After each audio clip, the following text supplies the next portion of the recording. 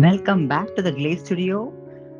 I'm Gomti Sivasankaran. We are in class 3 of the Dhanya Lakshmi painting. This is the one of the 8 paintings, and the classes that you have chosen is about Dhanya Lakshmi and Dhanya Lakshmi. Dhanya refers to um, wealth in terms of food and all the the crops, fertility.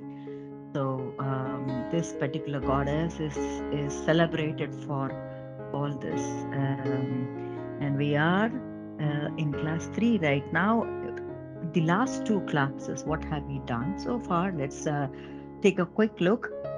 We started with the first lesson where the focus was much on the um, pictures that we have chosen as references, and we did see that there could be multiple references used and the concept that we could potentially build into.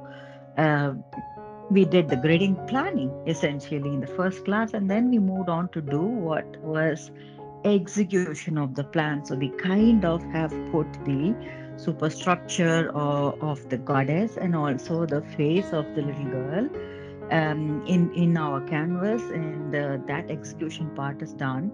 And now we need to just this is also a part of the execution where we are crystallizing a little more, refining the things that we have put in a little more, using blocking or filling. So we are using now colors to fill in the sections and start giving this story a much more concrete effect than, yeah, it's now hiding behind all these grids. The grids will be there at the end of this class, but you will still see that there is some growth that is coming up. So that's what we are going to do. And if you have already been through my basic lessons, then you would have seen all the materials that I use in great detail. So I'm not going to go with that kind of detail of all the materials that I'm using. I'll just, quickly snap into what I'm going to work with. I like working with the skin tones and the body colors first, as a part of filling procedure. That's what I would like to do first, and then yeah, get on to the other sections. But before we go on to that, I also like this idea of checking out, is there any kind of change that I would like to make at this stage? And my answer is yes, because I somehow felt when I did the face and the body that there must be a little more of a union. There is a size misfit. Somewhere down the line, the arms could be slightly thicker or something like that. So I'm going to see how to match this while I work on that. So that's something that I have kept in mind. And of course, to fill in the whole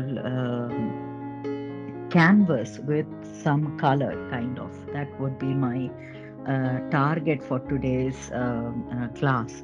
Let's see how far we get with that. And to start with, when I look at the skin tone, it's I think it's from Denmark, if I remember correctly. So the skin tone is really light skin tone. I usually suggest this combination of using a bit of vermilion with yellow ochre. So I have vermilion and yellow ochre. You don't get to see my palette much because the way I have placed the camera this time versus what we have seen in the previous classes. But it doesn't matter. You will see that I'm showing you the colors when they come up. So I'm using brush number 1, I think. Yeah, 1 or 0. 1. It's 1. And I'm going to mix a bit of yellow ochre and vermilion. When we mix that, you would easily see that there is the skin tone that is coming. That is silky brownie. But we'll have to imagine that this color will not be the color that will go here. It'll have a lot of white added, a lighter tonality added to that. And also remember that what we are doing is only the second layer. There's going to be more layers. So even if you do not get to the exact skin tone at this point, it is fine. Um, try to see as much as possible. In which way, some of the lines that you have drawn would still continue to appear even after this exercise from today. Yeah. So be mentally prepared for that kind of thing. I'm adding a lot of white and a bit of this color mixture, and I get the color tonality. So I'm showing it on camera here. So if I put it here on the body of the canvas, I kind of see that it is similar. Yes. So for me, this works. Gonna go with this and start filling in her face with this color first.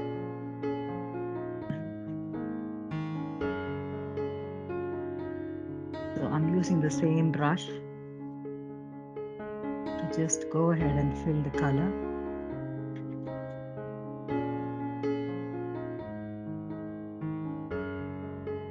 Okay, the cheek lines that weren't so good in my previous session, I'm just trying to correct them also simultaneously. In the eye, I can see that there is this uh, enormous unwanted distance between the eyebrow and the eye, which I will have to fix. I get to see that the nose can come slightly, a tad bit lower. That I could see. All these things I'm able to see because we are doing this for the second time. So the layers, really help you to see your errors, see the changes, the possibilities that you could build here. So I'm going to fill in the neck as well. I've not filled in the eye or the lip. We will come back to that, but not now. So I have this done, and I kind of like the color. It is on the whitish side, and it is covering most of what is there in the background now. Yeah. So for now, it is helping, and I know that we will have to work again and again on this before we are really done with the picture. So for now, I think this will work for me. Um, I'm going to use the same color to go ahead with all the 8 hands. Um, for the hands, I think I will also go back to looking at the reference to just go over what we have missed when the video went off. Um, I suggested that we work on the arms first. So I have only filled in the arms, all 8 arms with the color. But if you see what I have done, I've also included the side, contour line so that the size of the arms come out slightly bigger. So that's what I have done. And now we will focus on each of the hand. Um, and remember, I was talking about each of the hands, holding different elements, showcasing something, or demonstrating something. So that is a very important section that one shouldn't miss in this because hands really represent action. When we really say that one of the goddess, all the goddesses that we are working on are are going to give us something in terms of wealth. It doesn't mean that it just showers you that. It is action. Through action, we get all that. Yeah, we get the blessings of having all this through our actions, and possibly all actions of us are ethical and from a good space, good mindset. Yes, so that is also something there. So I'm going over every single finger space and making it slightly bigger as well to make it look appropriate. And I am going to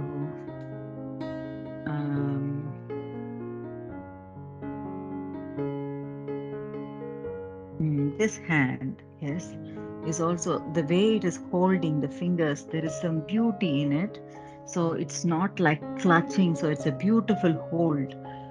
If you look at the picture of Lakshmi that you already have as reference, you will notice that the way the fingers are holding is also another beauty that we should try to capture. So I'm trying to capture that. At the same time, I'm also increasing the circumference of each and every aspect of this hand. Um, so it is, it's in alignment with the size that we have made for each of the hands. Yes. So I'm doing that, and let's do the other hand. I'm doing the thumb and then the finger that is holding from the top, yeah, and then the three fingers and the hand. Yes. So that's how I'm doing, and it all looks so light because the color itself is light.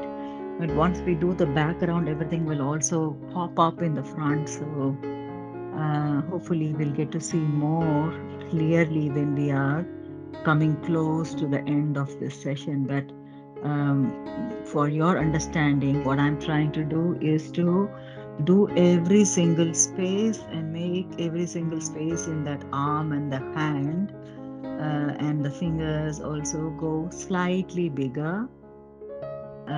So it's in alignment with what we are trying to build. And when we do the blouse and the skirt, also we will make it slightly bigger so everything will start matching um, in a short while from now. Yes.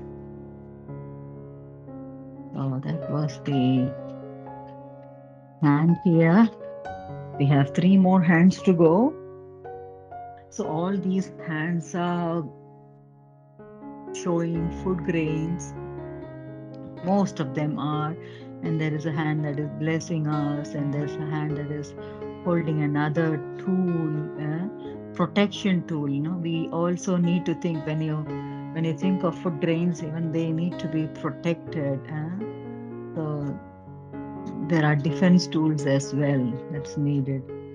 So when that is here, so keep that in mind.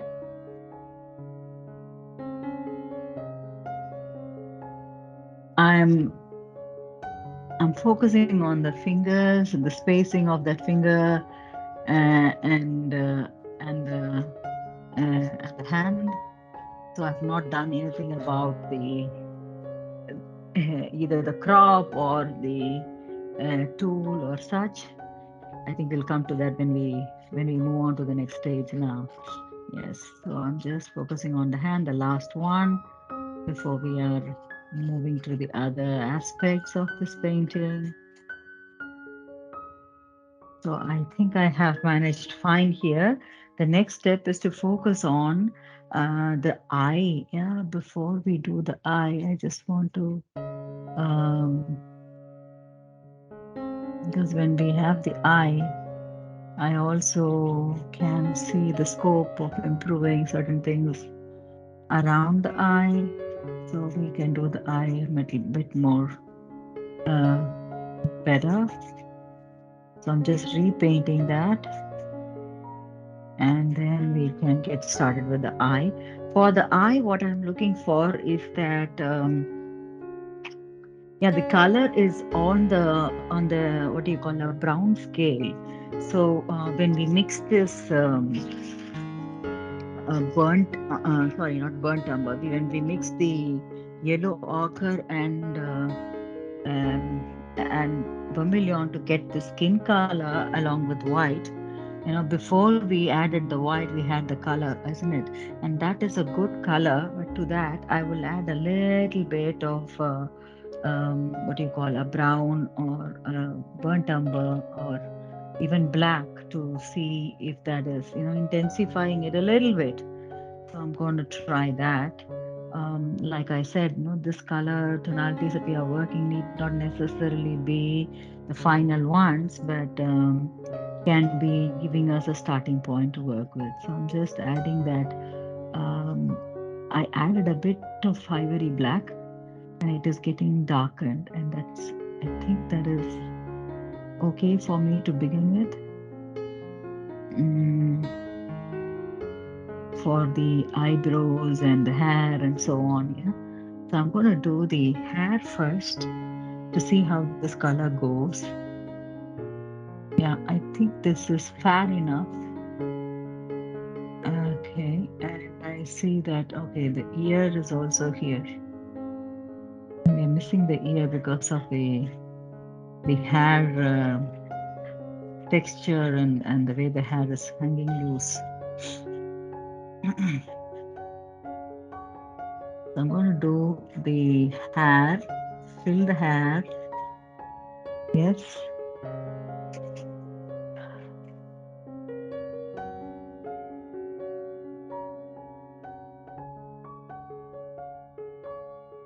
Pretty. I think we need to keep the idea of a hand hanging loose like this. We will work on that detail when we come to, a little more of detailing. But for now, I'm just leaving it like this. So the color as such appeals to me and it looks fair enough to work with. But if you look at her eye itself, it's blue. She's got a blue eye and a bluey black eye. I like that. She's got that. We need to capture that. So to start with, what I'm going to do is that white in her eye, the portions where it is showing the eye, not the iris or pupil. Mm. For that, I need the white, and I'm having a little bit of titanium white. I'm taking a zero brush to just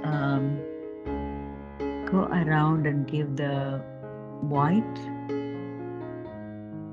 in the sections where it's needed.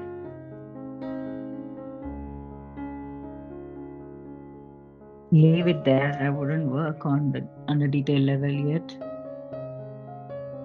Yes, I think I will leave it there. And then I'll use another brush to work on the I think I can take the same brush to do a blue, a blacky blue. So I have the Prussian, oh sorry, the primary blue, and I'm taking that to do her blue eye. Okay, again a zero brush, and I'm going to work on her blue eye.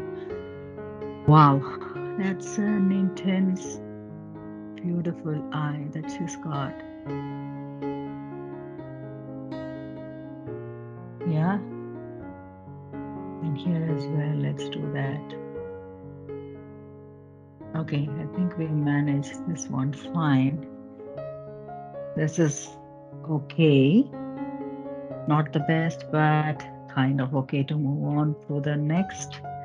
I will use the brush number 1 to go over that line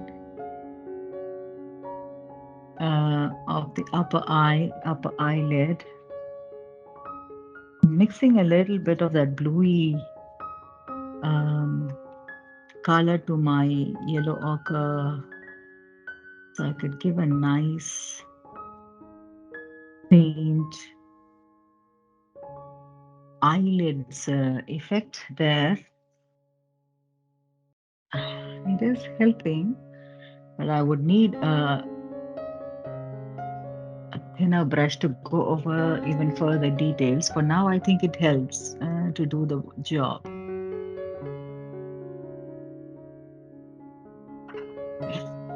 Okay. And I will go back to mixing this color ever so lightly so it doesn't start showing like anything else. Good. So I'm taking the vermilion, yellow ochre, and a little bit of ivory black mixed dark brown that we use for the hair to go for the eyebrows. That'll help me define the eyebrows a bit better. Once that is done, yes, that is done, then it is slightly on the side of showing the eye a little better. We need to work on the eye. I'm just going to fix the nostrils.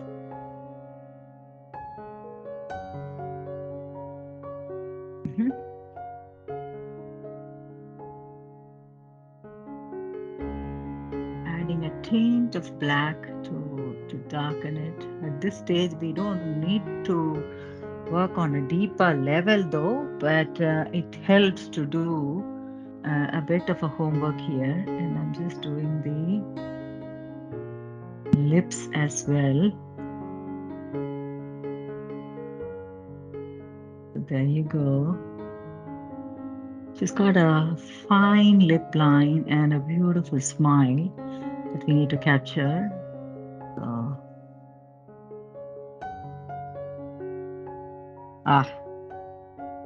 she begins to shine, and I've not worked on her teeth yet. Like I said, what we did with the eye, can we give a little bit of white tint in between, suggesting the presence of the teeth? That is something we could do now. But I'm just going to remove the glue in my brush to... Okay, I think I have managed to give a suggestive action here. So that is fine for now. I'm going to re-establish the contours of her lip. So we have worked on her lip a little bit and also the angles of her chin. Okay. Lovely. And let's do that. Oh, her... That is also an important section, her chin here, and underneath her chin there is the shadow. We will come to the shadow portion little later, not in this session, but we have a focused session on those shadows, so don't worry about that. For now, if you want to build it, you can a little bit. Yeah. So I could see that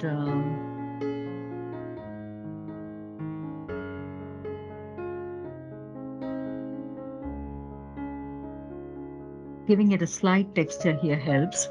So I've kept it to that, but her chin needs a bit more of adjustment. I'm going to take the same thin skin color and rework her chin a bit.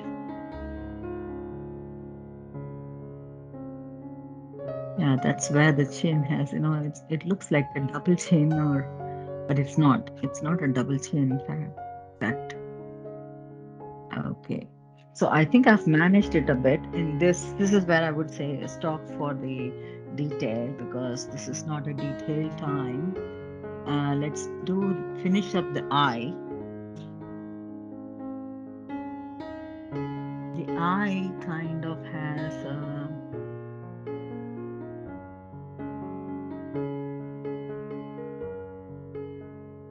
pretty beautiful upper eyelid, and I've added that darker brown that I used for the hair. And I'm doing the under eye also ever so lightly, not too much in detail. like a suggestive line, not too much in detail. Um, so it kind of functions, but not fully there yet. Yes. And leaving it as such here.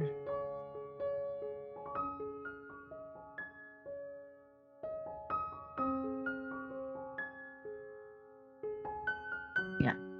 I think we will leave this as such here and work a little bit on her hairline here, bringing down that space.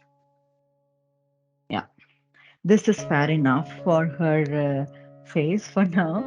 Um, yeah, there's a lot to be done, but still she is looking good for now. Good. Let's move on to the next steps here. There is clothing, and then her, once we are done with the clothing, and then a little bit on the jewelry, not too much, then we are ready to work on a few other aspects that are there. Um, let's do the clothing. For the clothing, I was thinking of when I looked at the picture as such. mm, I wanted to take that yellow as the major color for her. A lot of food grains and so on, that the color of yellow kind of fixes our eye on that. And I wanted it to be a bit of what do you call lighter lemon yellow. So I have with me permanent yellow, or you can also say lemon yellow, doesn't matter. I think both are very close. I'm going to take that, and to that I will add um, white. So it is yellow is a translucent color. If you haven't done this before, you will be surprised that you are doing the yellow, but you're still there. So and everything there is visible. It could be, but you can reduce the translucence by adding white. And I'm going to take another brush.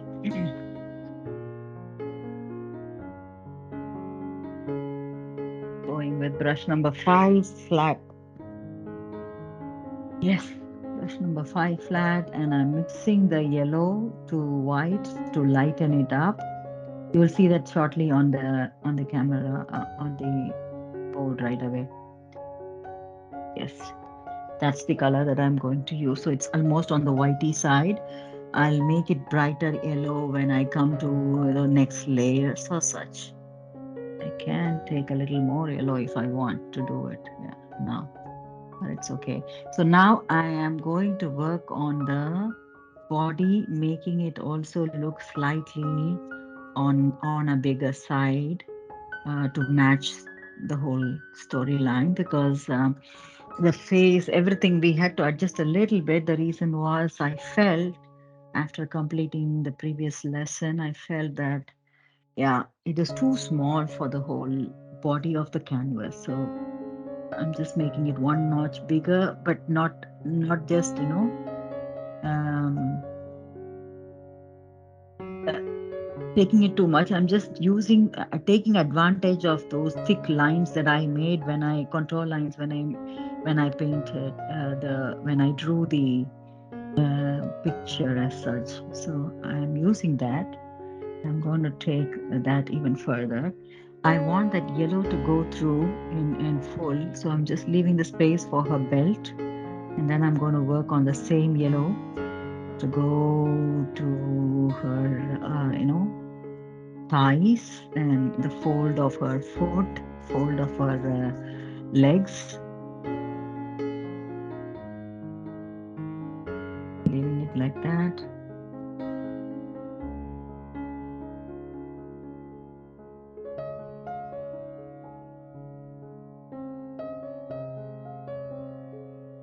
So you can add more yellow if you want. I'm adding a little more. Um,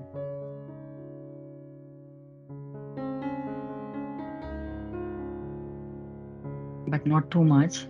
For now, I think it will help for me to stick to this color tonality now. Uh,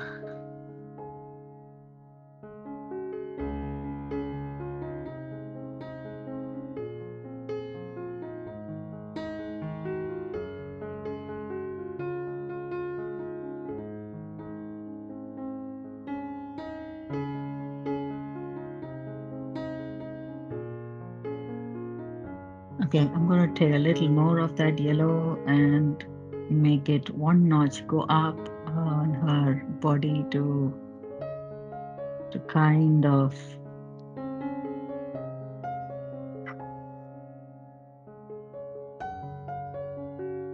give that look. I think it looks fine now. I need to adjust a little more on the neckline. It should show slightly bigger here. It's mixing with the previous color here on her hair. Just having to fix that here. Looks fair enough now. Looks fair enough now. Yeah, I'm just looking at the camera also to see how things are. Fair enough. So this is doing justice to the overall space, and still we managed to have this fairly done. So we are going to add a bit of yellow ochre to this yellow so that we get a lighter, a golden color. Yellow ochre added a little bit to this yellow will give that golden color that is good enough for our anything that is even direct yellow ochre is also fine at this stage to do jewelry kind of a thing around the neck or something. I haven't done any detail. I'm just doing this and also working on her crown. Need to have the crown or tiara for this little goddess. Yeah. And let's see if we need anything else for her. A little more lighter.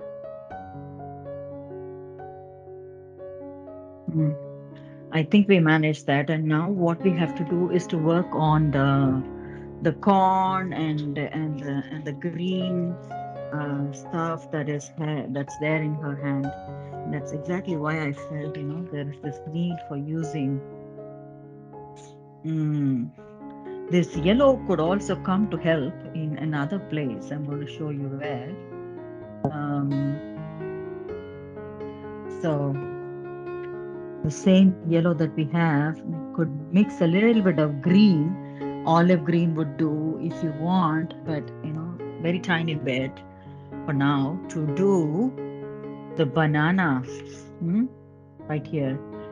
Yeah, and also the corn is also yellowy on that side. So I have to do it slightly bigger than what I did in the last time.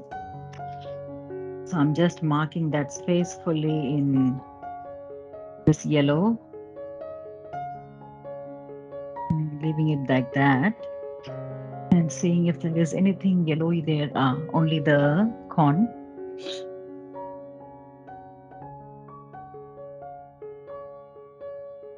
Yes, I'm leaving that.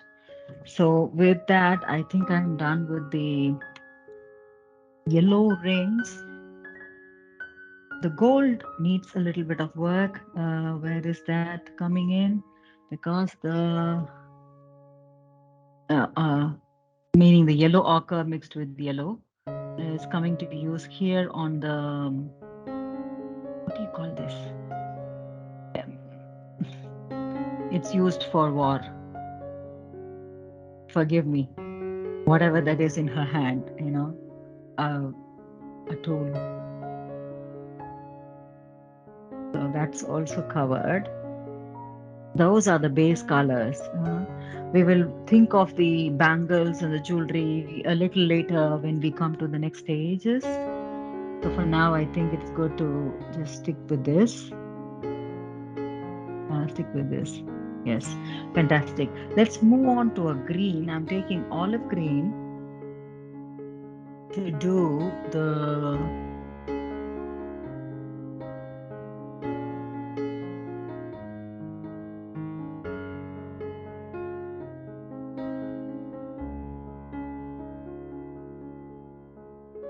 parts where we need to what is this? I think it's sugar cane or something like that. Yeah, we'll use that. I'm taking brush 0. If I still have that in my, okay, it's right here. Yes, it's right here. So I'm taking that olive green. Can blend it with yellow if you want some to lessen the translucent. The olive green that I use is a bit more on the translucent side, so I've added a tiny bit of yellow. The yellow mixed with white, of course. Even yellow is translucent. So I've done that, and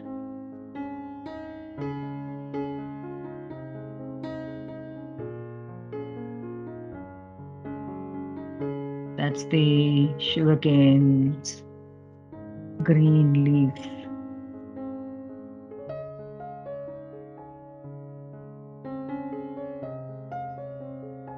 Good, that's one. What else is green here? Even in the case of the banana, there should be this green kind of dots. These details we will work on later, but for now we can do the some of it, and also the green. What is that? The stem of it. Yeah. Interesting. I think we have managed all that, and now we are ready to work on the lotus flower, because we have 2 lotus flowers in her hand as well, and then one she's seated. For that, I'm going to rely on crimson and white to lighten it up. I'm going to take crimson.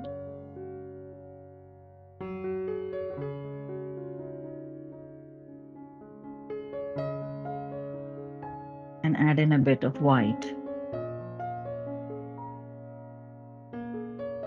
Of course, I will change my brush to, I think I have a brush with the brush number 1, flat. That works well for my crimson. And I need a bit of white to be added here, just to lighten it up a bit and also lessen the translucence. Most of the colors that I have, that I'm choosing at least for this palette, is a translucent base, so I'm just trying to kill that using a titanium white. So it's easier for me to maneuver through this layer and also shut down or cut down on the grids and the lines that we have created from our previous class. So I'm just using this. Yeah, this is a good enough one to do the flower. Perfect. So I'm going to use that and work on her and the lotus flower. We'll have to make the lotus flower look slightly bigger, and also going behind her.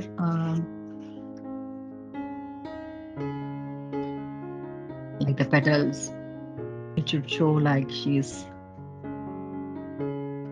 seated on it, and you can see the back of that as well in some places. So that must be shown in some way or the other. I'm trying to do that here and adjust.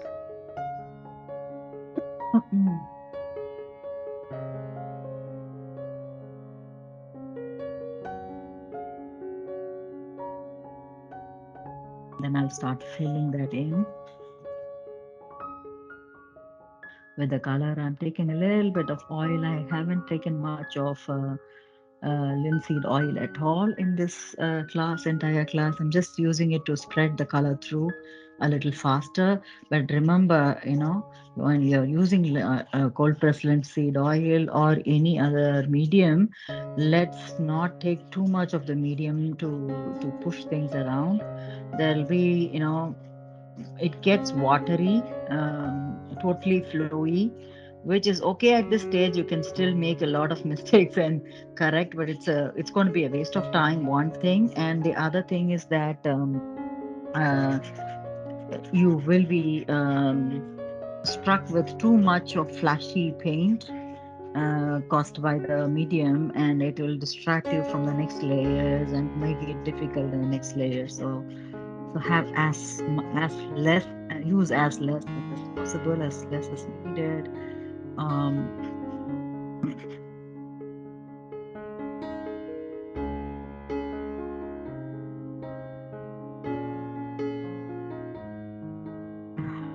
a nice pink.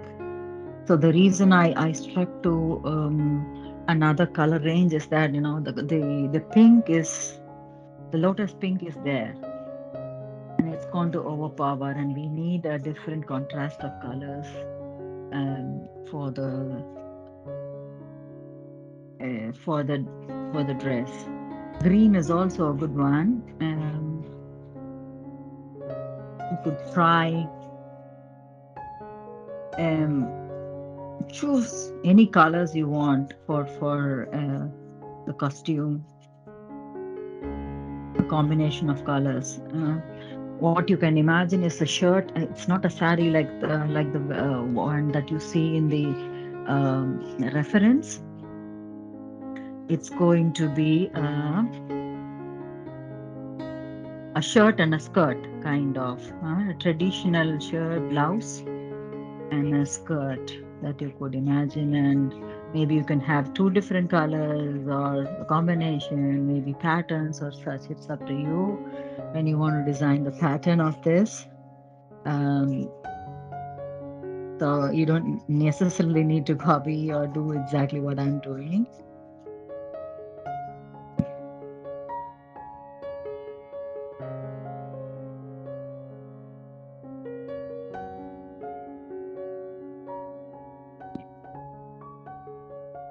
Yes, we have managed to do a fair share of this here.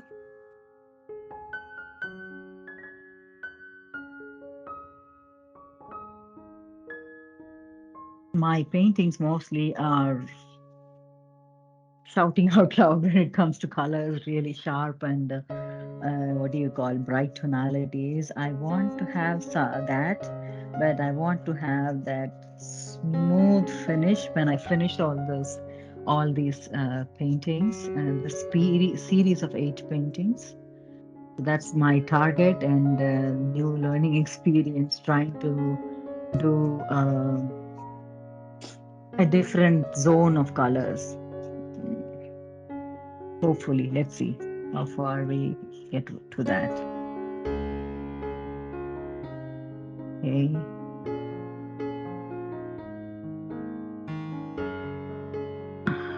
We are coming to the close of filling in the key components of our picture, which means we'll have to decide on the background. I have also another challenge with the backgrounds, that I often choose backgrounds that are really light. I have brighter pictures with lighter backgrounds. That's usually my tonality, and I often go for a sky blue, very light sky blue background when I do such goddess god. So I have to break that also. So this is going to be another challenge for me. I think I will go with what do you call, a purple kind of tonality, and try seeing how that goes. I have for the purple, if you have purple already in your paint, that's fine. You don't necessarily have to do the same kind of mixture. I have added the same crimson to ultramarine blue to get this kind of purple tonality here. Yeah. And I am adding a little more of crimson to get that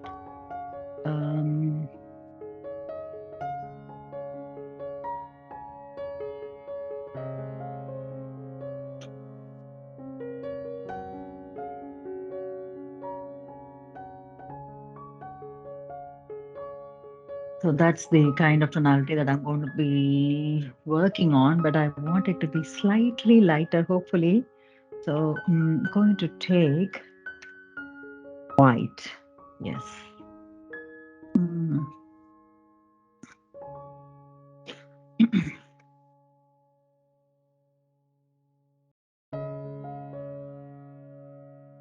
Yes.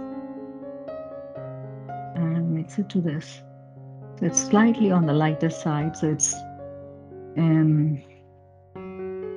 a kind of purple, but it's on the, what do you call, a pinky side of purple.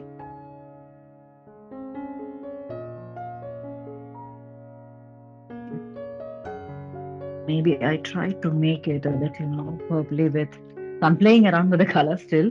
So I'm getting this color. I'm seeing if I could turn it around a bit with a little more of ultramarine blue.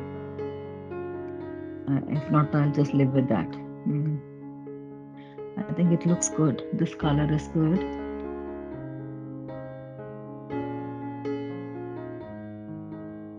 Yeah, it's on the darker side. Okay, this is a good one. It's on the darker side. I could help bring the characters around to the front.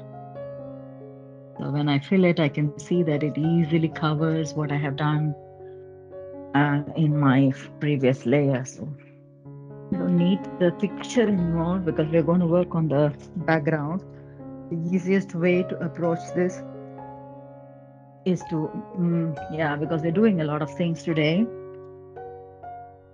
For those who are looking at this for the first time, doing it for the first time, the easiest way will be to do the contours first with a thinner brush. I'm using brush number 3, round, and going over the contours first to make sure that I don't end up painting on top of something that's already done, especially when it comes to close to the fingers and all these delicate,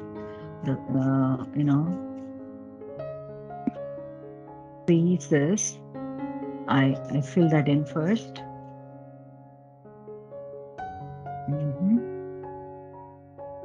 And it is easier to focus on the rest of it. Yeah.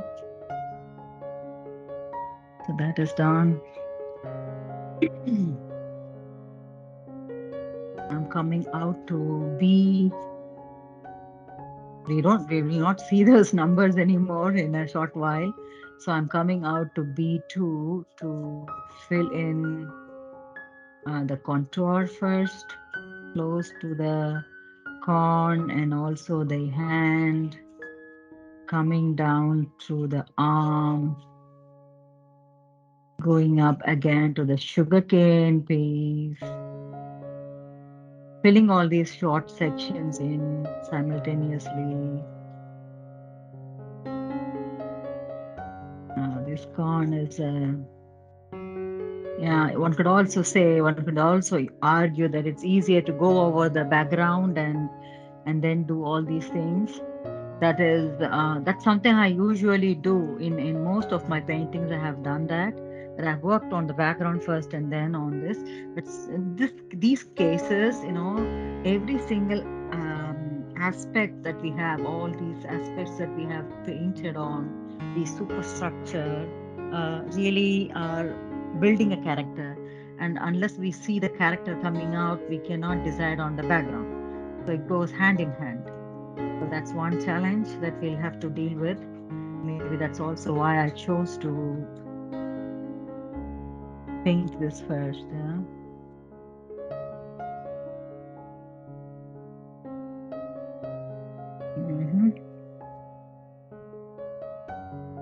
So I'm going over the contours one more time on this side in row A, touching base on the sugarcane's leaves. And each time I do that, the green mixes well with my color, changing the color, but I'm aware of it, it's okay. We will work on things again and again.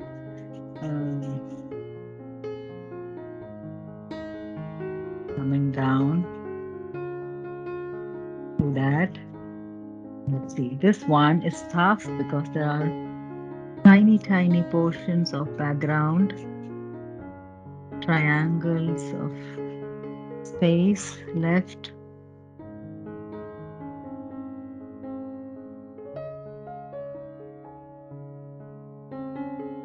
Yeah. If you did the background first and then started working on it, um, there will be a tendency that the background starts dictating how you want to choose colors. Um, and I have seen that. I've tried that. There is a plus to it, there is a minus also, downside also to that. And in these cases, and especially the series that I recently worked on, and also this series that I'm working on, all these are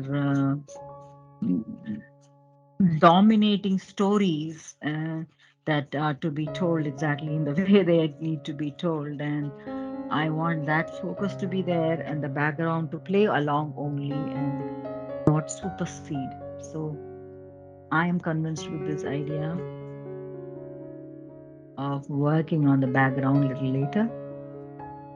So here you go. We are done on this side with respect to the background. Here we need to focus on 4 more hands before we are moving down to the lotus side.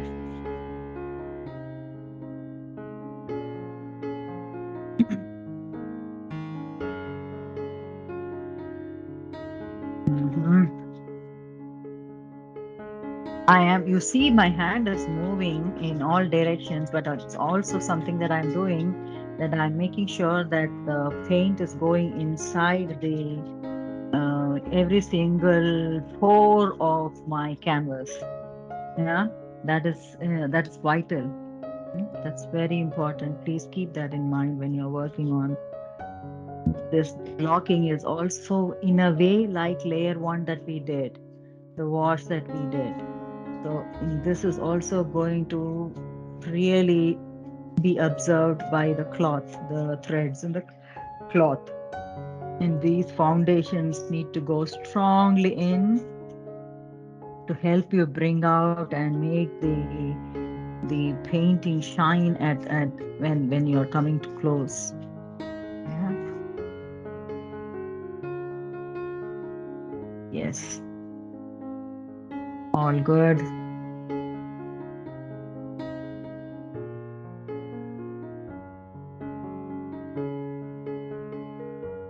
It's also a difficult triangle. And we are coming close to the lotus flower, the base lotus flower. Okay, so let me just take out some of this color and throw it in all directions. So,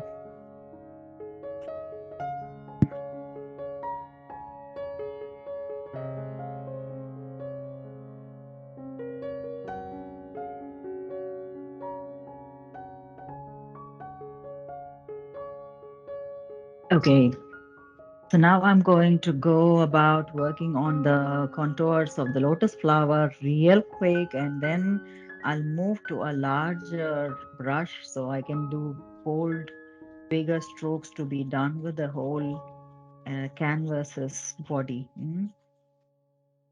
So, okay, I'm going to bring this up. She is looking pretty. Even though we are at very early stage, she's looking pretty.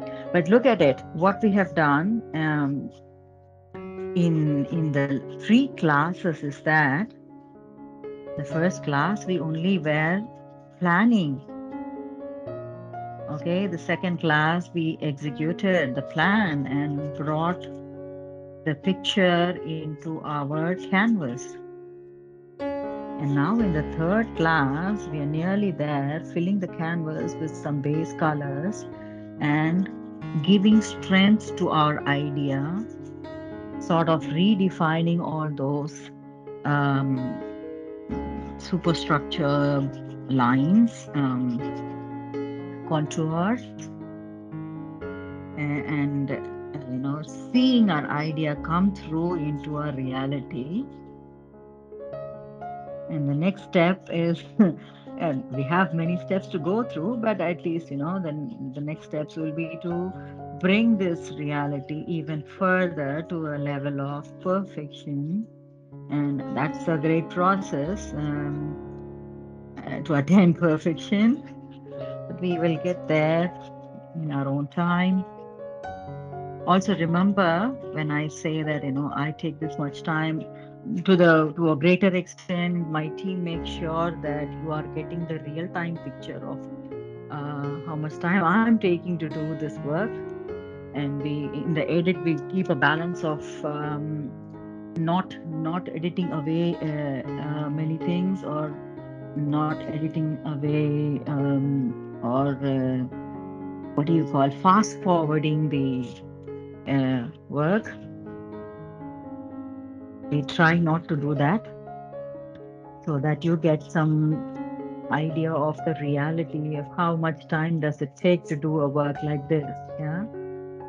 But it doesn't mean that you should also finish it exactly in the same time. You could take a little more time to finish.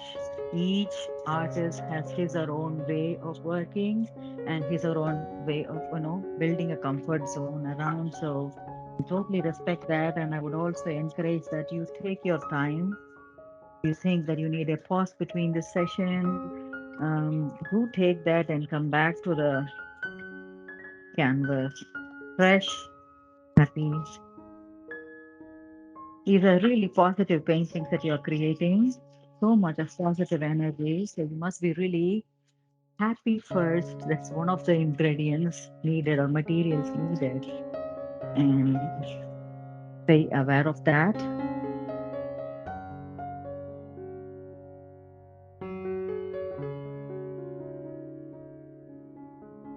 So what I'm using is this, I think it's brush number 11 flat.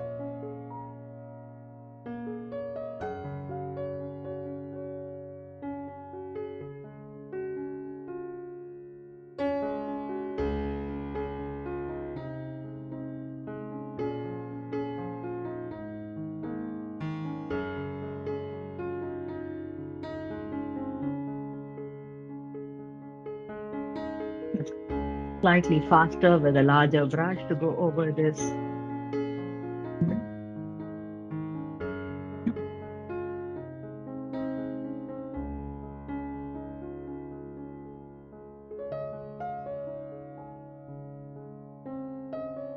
Good. I'm also checking if I have missed any sections. There's always places where I feel I have missed.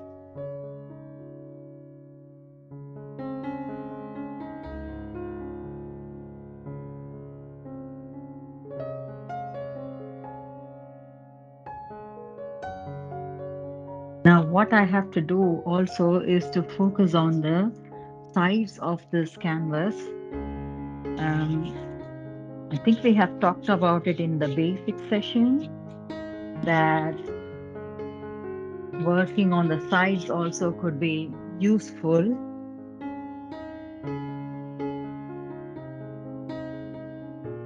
In my case, I'm sure I'm going to do the sides because I am actually making 8 different paintings like this. And I want some kind of structure around when I take joint pictures and so on.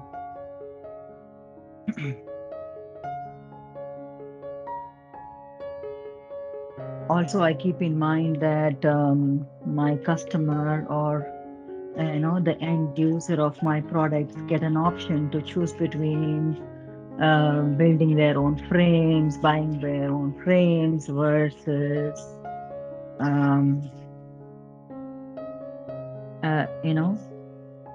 keeping it as such so that it fits their wall background or wherever they have the painting on. So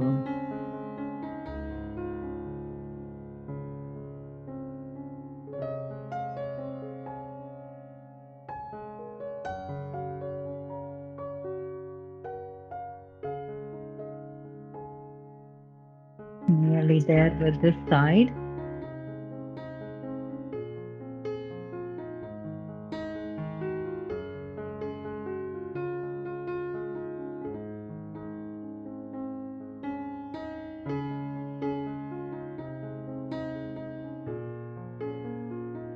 right, we have two more sides to go and then we are done for today's class. Um, I'm just going to topple this over so that it's convenient for me to work on this top side.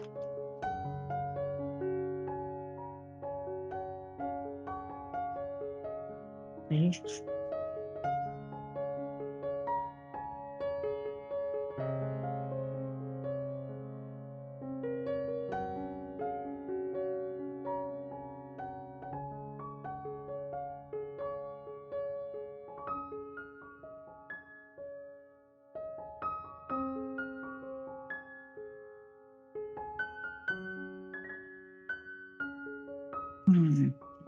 Okay, so this is done.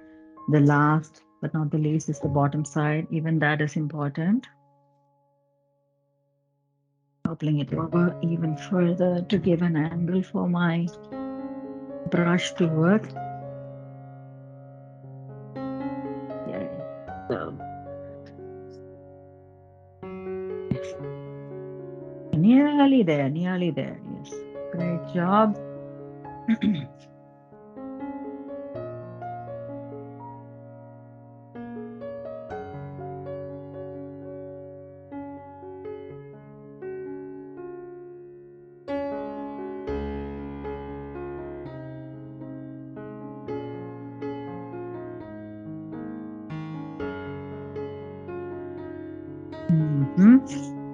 I am done with it. Now I'm going to move it around.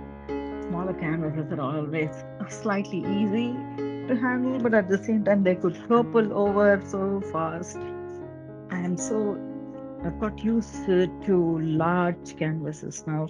This is like going back to school for me, but I'm learning this also, enjoying this. Good. I think I am done with this now. Let's now stop to make a summary. We are finished with our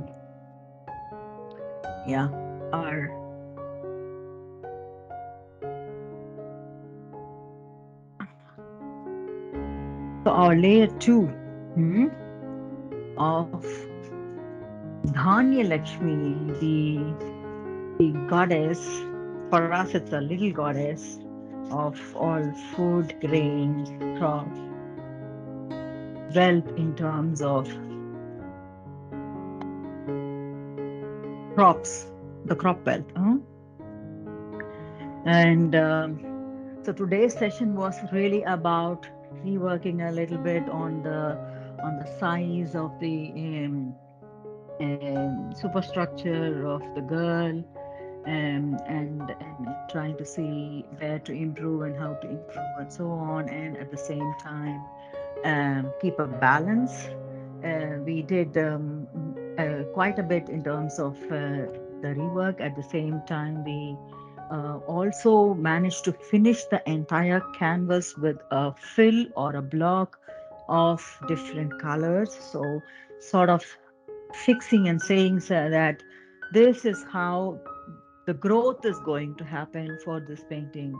Of course, we'll improvise on so many things and build in nuances and such. But of course, within that, we have already defined that this is the way our painting is going to grow. And if you go back to our original pictures that we have used in the process, now you see that you have created something on your own. And I'm sure yours will be so interesting as mine too.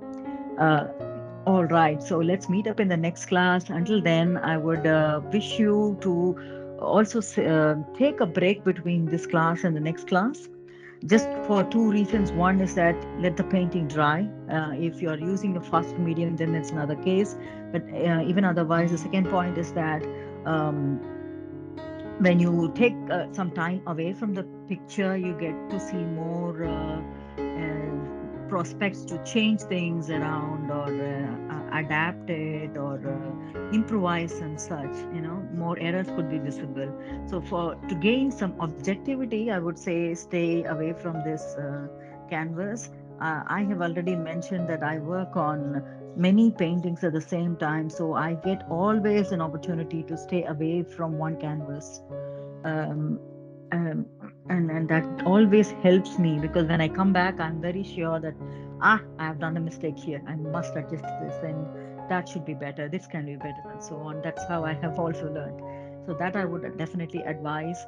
And until we meet the next time, I wish you all to stay blessed, stay happy, stay healthy, and stay focused and motivated to meet each other in the next class. See you. Bye bye.